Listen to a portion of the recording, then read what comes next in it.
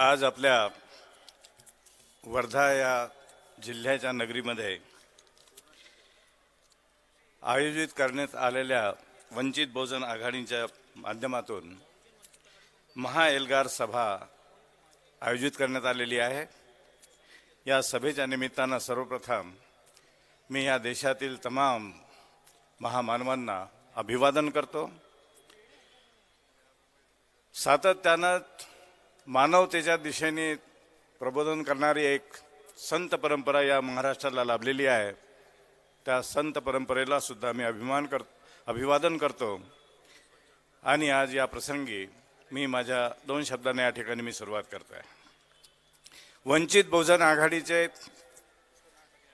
संस्थापक आदरणीय नेते ॲडव्होकेट बाळासाहेब आंबेडकर, मंचकावरती विराजमान असलेले आदरणीय फुंडकर साहेब, युवा आघाडीचे अध्यक्ष विश्वकर्माजी, महिला आघाडीच्या उपाध्यक्षा निशाताई शेंडेजी आणि या व्यासपीठावर उपस्थित असलेल्या विचारपीठावर उपस्थित असलेले माझे सर्व ज्येष्ठ श्रेष्ठ असे नेतागण, या प्रसंगी उपस्थित असलेल्या माझ्या सर्व नागरिक बांधवांनो, माता भगिनींनो, तरुण मित्रांनो, प्रास्ताविक भाषणांमधून आपणास बराचसा आकलन झालेला आहे असं मी समजतो। मी स्वतः वंचित बहुजन आघाडीचा पूर्व विभागाचा प्रमुख या नात्यानं 6 जिल्ह्यामध्ये वंचित बहुजन आघाडीचा नेटवर्क मी अतिशय जवळून बघितलेला आहे। त्यासोबतच ज्या विदर्भावर सातत्यानं अन्याय लादला गेला त्या विदर्भाच्या 11 जिल्ह्यामध्ये माझा संचार असतो आणि त्यामुळे या संपूर्ण विदर्भाचं चित्र, निराशाजनक असलेलं चित्र आपल्यासमोर मांडण्याचा मी या ठिकाणी प्रयत्न करणार आहे।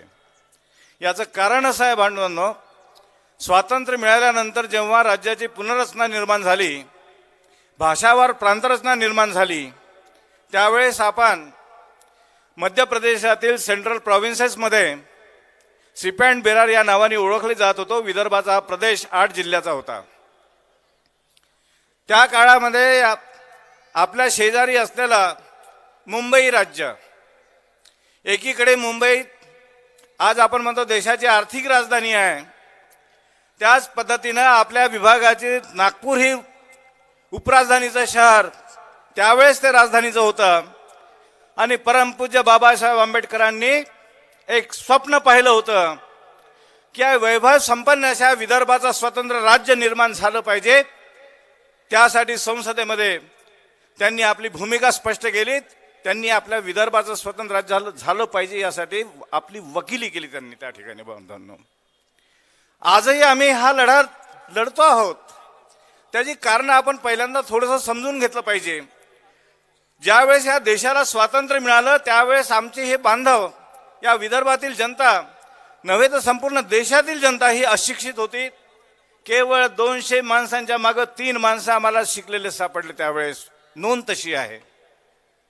आपला विदर्भाचा प्रदेश हा संपन्न होता, यावरती काही लोकांचं लक्ष खिळलं आणि जेव्हा त्यांना संधी मिळाली त्यावेळेस हा विदर्भ मुंबई राज्याला जोडल्याशिवाय महाराष्ट्राची निर्मिती होणार नाही असा पवित्रा घेऊन तत्कालीन सरकारवरती दबाव आणला आणि जबरदस्तीने आपल्याला तिकडे ओढत नेला।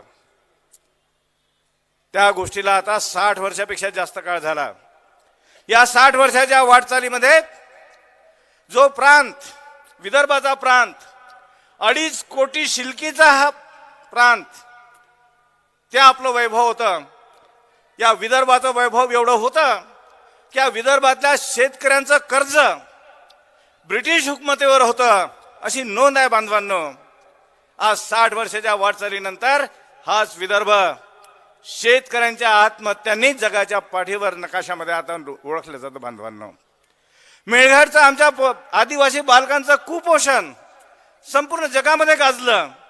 त्यांच्या सोबतच कुमारिका माता आणि गर्भार मातांचा मृत्यू यांच्याही आकड्यांनी आपला हा प्रदेश प्रसिद्धीस आला। बांधवांनो, दैन्य आलं। जो शिल्कीचा प्रदेश होता तो आज कर्जात बुडलेला आहे, लक्षात ठेवा। आपलं वैभव गेलं। आपल्या हक्काच्या नोकऱ्या केल्यात. जे म्हणून आपल्या वाट्याचं होतं, आपल्या हक्काचं होतं, ते सगळं लुटून नेलं. या 60 वर्षामध्ये फक्त दैन्य आणि दैन्य तुमच्या नशिबी आला, हे तुम्ही पहिल्यांदा लक्षात घेतलं पाहिजे. आजही विदर्भाचा नोकऱ्यामधला 2.5 लाखापेक्षा जास्त असलेला अनुशेष भरल्या जात नाही. याचं कारण असं की या महाराष्ट्रामध्ये जे सरकार काम करत आहेत, यांनी जे कारभार केला त्याची परिणिती तुम्हाला कर्जात बुडवण्यात झाली आणि आज पैसे नाहीत म्हणून नोकऱ्या नाहीत अशी अवस्था निर्माण झाली आहे. बंधवांनो, घोषणा दरवर्षी होतात, हजारो नोकऱ्यांच्या घोषणा होतात, नोकऱ्यांना मिळत नाहीत. आणि आता आरक्षणाचं येऊन पडलंय. सगळ्यांना आरक्षण पाहिजे, सगळ्यांना आरक्षण पाहिजे.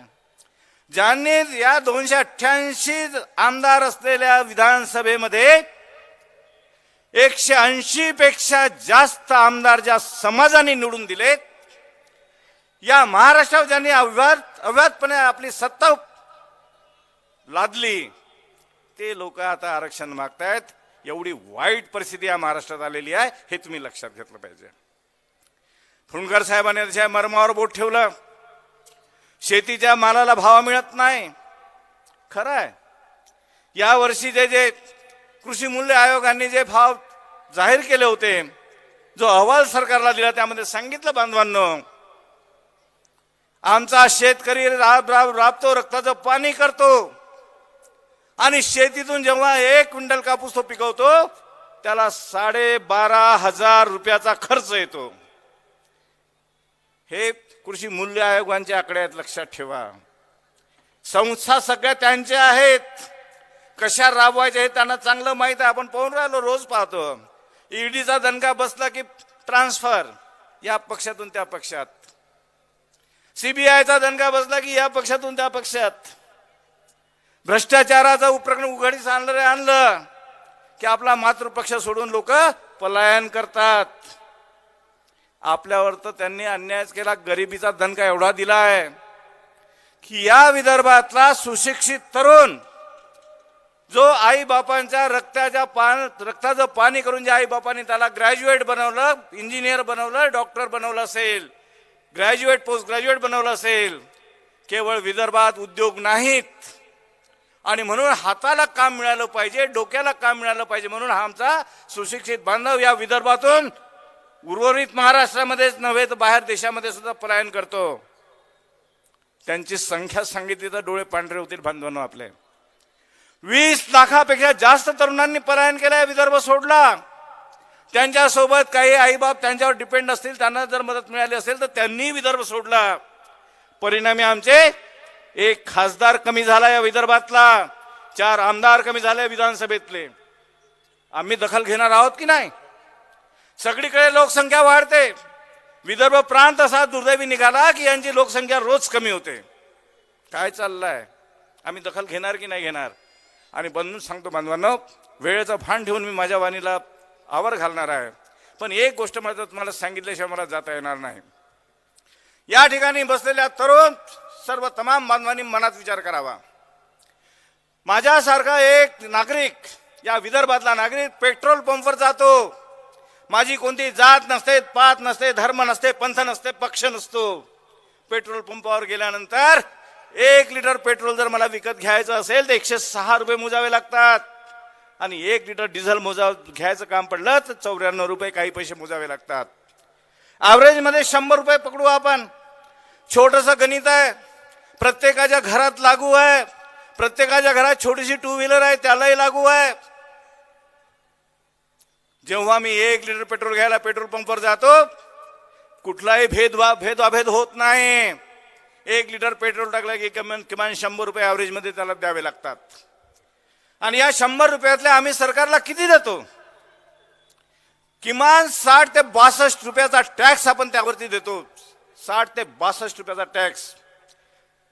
वर्धा शहरामध्ये किती वाहन आहेत मला माहित नाही, पण या मैफिलमध्ये बसलेले आज जेवढे माझे बांधव आहेत, प्रत्येकांच्या घरी एक छोटीशी 2 व्हीलर तरी आहेच. थोडे बरे असतील तर त्यांच्याकडे मोठ्या गाड्या असतील. जर 1 लिटर मागे आम्ही एवढा टॅक्स देतो, जाहिरात होते या देशामध्ये दरवर्षी दर महिन्याला जीएसटीच्या माध्यमातून आम्ही साधारणतः 2 लाख कोटी रुपये सरकारला देतोय. 2 लाख कोटीपेक्षा जास्त रुपये आम्ही त्यांना देतो. तुमच्या वाट्याला किती येतं? या देशाचे नागरिक म्हणून तुमच्या वाट्याला किती येतं? या महाराष्ट्राचे नागरिक म्हणून तुमच्या वाट्याला किती येतं? त्यातल्या त्यात विदर्भातले तुम्ही वैदर्भियन म्हणून तुमच्या वाट्याला महाराष्ट्रातला किती वाटा मिळतो हा संशोधनाचा विषय बांधवांनो. आणि मी तुम्हाला सांगतो, जे आरबीआयने आकडे दिलेले आहेत, reserve bank of India, he reserve bank of India सांगतं, तुम्ही जो पैसा 100 रुपये जर टॅक्स देत असाल तर त्यातले फक्त तुमच्या वाट्याला म्हणजे या तमाम महाराष्ट्रातल्या जनतेच्या वाट्याला 7 रुपये 30 पैसे येतात. 7 रुपये 30 पैसे.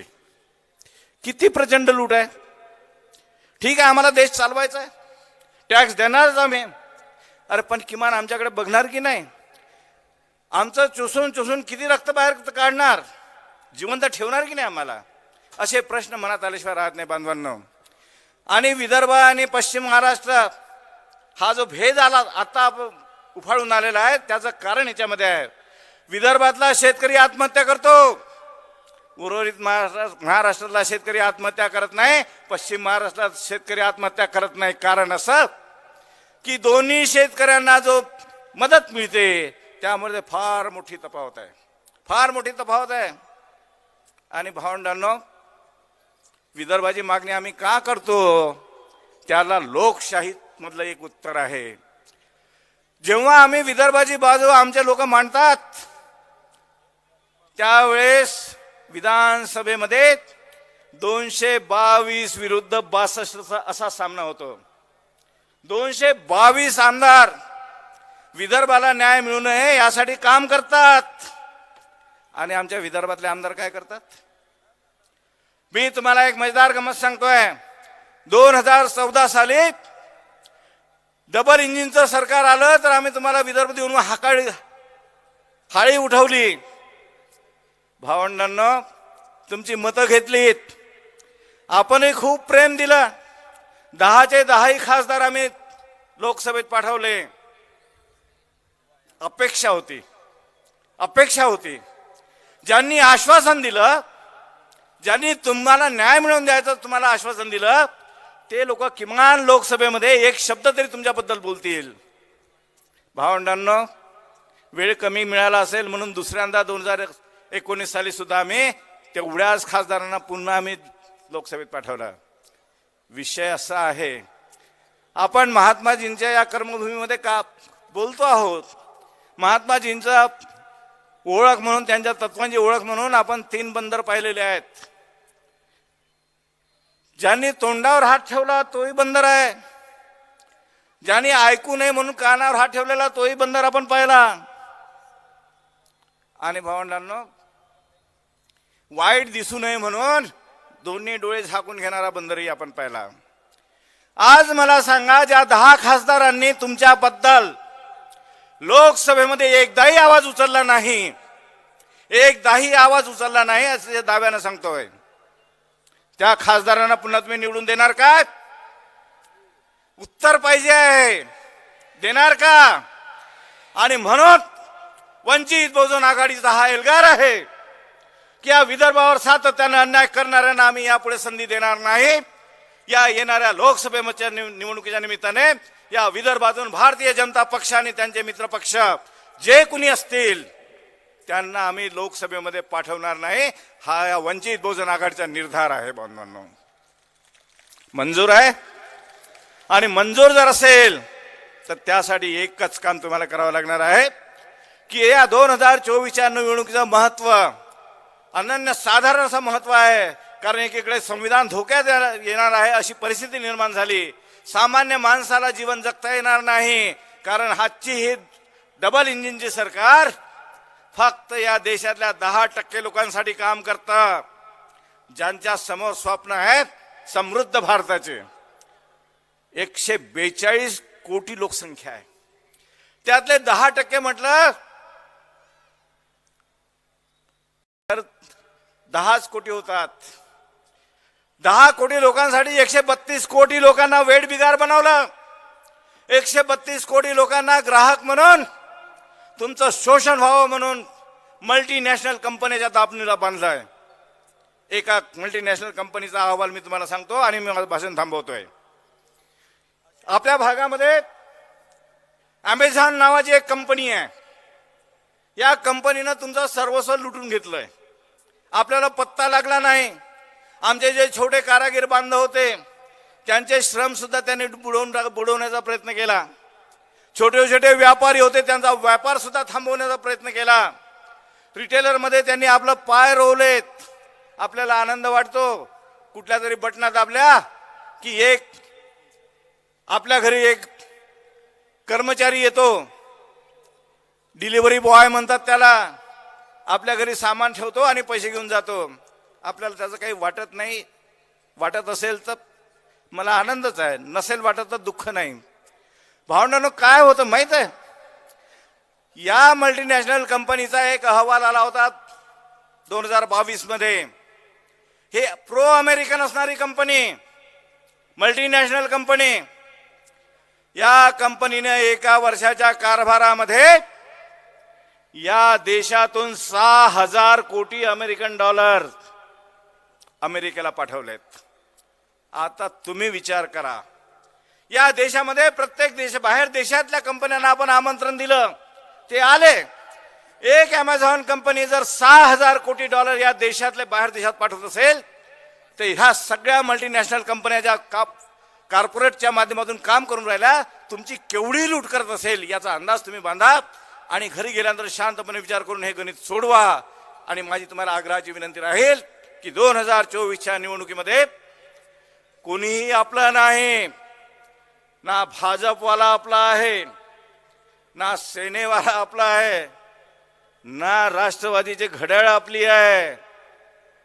फक्त आणि फक्त तुमचं दारिद्र्य आणि त्या दारिद्र्यात खितपट पडणारी तुमची पुढची पिढी यांचं भवितव्य लक्षात घेऊन पुढच्या वेळेस तुमचं मत केवळ आणि केवळ यांच्या कल्याणासाठी जर वापरायचं असेल तर तुमच्या समोर वंचित बहुजन आघाडीशिवाय दुसरा पर्याय नाही, हे तुम्ही लक्षात ठेवा.